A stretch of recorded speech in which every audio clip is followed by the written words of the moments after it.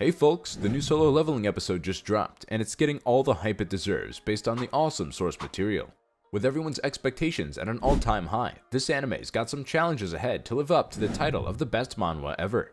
Episode 1 is where it all begins, and it's the first hurdle the show needs to clear to do justice to the amazing manhwa. Let's see how it fares. So, we've got this amazing script, a top-notch studio, and a stellar team working on the anime. With the first look at it, it's basically all you need for a masterpiece, right?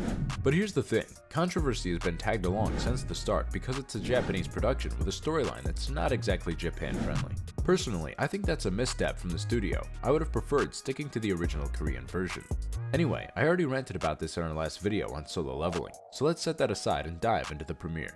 You know, just watching Solo Leveling episode 1 doesn't give us the full picture of the entire production, and it's still up in the air whether the fans' worries are legit or not. I'm sticking to my concern though. But hey, what we can definitely check out is how well the show's been put together and the choices the director made in telling the story this time around. This review of Solo Leveling episode 1 is basically me trying to figure out if the anime managed to hit the same high notes as the webtoon's first chapter. Did it pack the same punch? Let's break it down. Okay, diving into the good stuff of Solo Leveling episode 1, animation, action, and music, the highlights that got me hooked. If you have read the source, you will know that Solo Leveling is all about battles, and while it might not fit the traditional shonen mold, we're treated to fights practically every other chapter. These battles can stretch across multiple chapters, adding that extra layer of intensity. The essence of this series is all about action, and not just any action, but the supernatural, mind-blowing kind. And guess what? Episode 1 nailed that part for sure. The action in Solo Leveling gets cranked up to 11, especially thanks to the vibrant art in the webtoon. Props to A1 Pictures, the seasoned anime studio, for acknowledging that working with colored artwork as the source material was a game changer. It really showed in Solo Leveling episode 1. The animation was on point, flowing seamlessly, packed with detail, and bursting with vivid colors. They really brought the webtoon to life in style, if you ask me. It's rare when you get to see better animation than it is in the trailer. On the flip side, episode 1 of Solo Leveling didn't throw us into a ton of action scenes, so we didn't get a comprehensive taste of what's coming. However, the anime did introduce some original scenes with Jong-in and Yoon-ho that hinted at some jaw-dropping battle animations down the line. The background score didn't get much chance to shine in this episode, unfortunately, so it didn't leave a strong impression. But hey, the promise for epic battles is hanging in the air. Looking at that, we're in for a treat soon. So, the big fuss about the music mainly revolves around the theme songs, especially the opening. Now, every fan is already in the loop that the renowned K-pop band Tomorrow X Together belted out the opening track, Level, which is available as a single on various platforms. However, episode 1 of Solo Leveling didn't dive straight into the opening montage. Instead, it had a bit of a cold start and we missed out on the full opening sequence. This is generally the case with first episodes. We don't see the opening or it comes at the end. Now let's take a step forward from action and scores and talk about character and plot introductions. Into the slightly shaky territory of episode 1. The major bone of contention for most fans was the pacing. It wasn't exactly slow, but things felt a bit jumbled and rough around the edges. It's like they tried to cram in a bit too much information for a pilot episode. Balancing acts are tough, and it seems like they hit a few bumps in the road with this one. Which brings me to that cliffhanger ending, or well, lack of an edge. The thing is, many battle shonen series kick off in a similar fashion these days, so the ending didn't quite have that unique hook. The problem lies in the fact there wasn't a clear entry point to the series, and our main guy, Jinwoo, didn't really manage to win us over. Why? Well, the anime decided to throw in as many major characters as possible in the very first episode, and it kinda diluted the focus on our protagonist. Baek Yoon-ho and Choi Jong-in, characters who make their debut in the webtoon much later, chapters 47 and 62 to be precise, were the first ones to step onto the anime stage. The show decided to introduce the hunters by showcasing their strength right off the bat. It's like, boom, look at these powerful folks, and then in rapid succession we got hit with the introductions of Go Gun-hee, Woo Jin-shul, Min Byung-gyu, Yoo Jin-ho, Han Song-yi, and Cha Hae-in. I don't know why they wanted us to know the whole squad within the first few minutes. That's info overload and will confuse many. This happened with the last 2 seasons of Tokyo Ghoul, and we all know how it went despite having good source material. I mean, none of these characters show up in the initial 10 chapters of the novel or webtoon to speak of. Introducing such a hefty cast shifted the spotlight away from Jinwoo, explaining why the ending didn't quite convey a sense of urgency about his looming peril.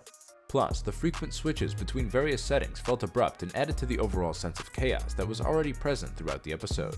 Considering that some of these characters were mentioned earlier didn't even get named in Solo Leveling episode 1, maybe they should have just stuck to the original timeline. Rather than just covering chapters 1 through 3 of the webtoon, they could have stretched it to the first 5 or 6 chapters, which have a more natural and hooking ending, in my opinion. That way, we'd get a better look at the many sides of Sun Jinwoo and a more balanced understanding of this world's setup. Instead, what we got is a bit of a messy mashup with too many characters doing too many things, and none of them really left a mark on us. Nevertheless, it is important to explore the rationale behind this production decision. Solo Leveling initially started as a novel and later transitioned into a webtoon, both following serialized format.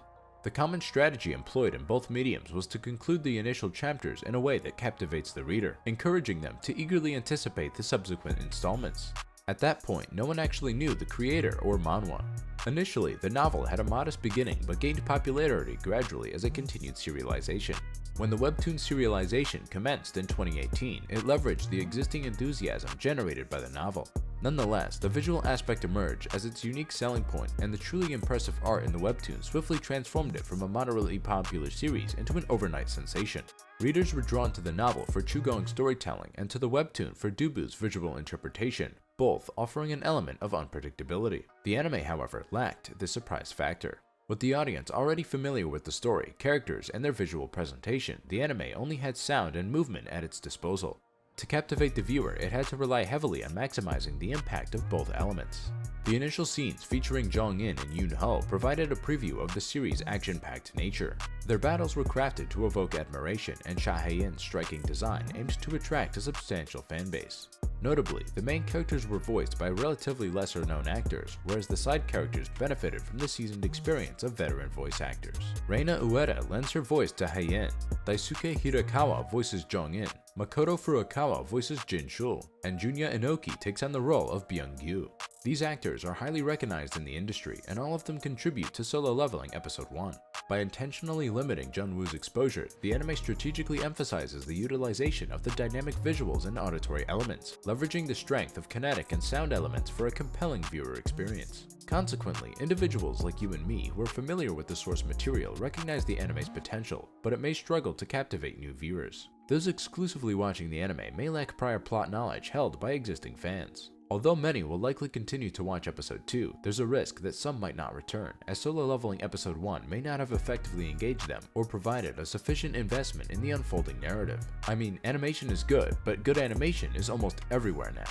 So, my final verdict will be that Solo Leveling Episode 1 fell short of the expectations set by the enthusiasm of webtoon or novel fans, as it emphasized the individual elements rather than the cohesive story. Nevertheless, it was not a disappointment or a lackluster effort. The episode demonstrated a high level of production quality, offering a glimpse of the potential for future episodes and leaving viewers with a clear understanding of the series' overall production standards. The studio has conducted exclusive screenings for the initial 2 episodes, emphasizing their treatment as a cohesive unit.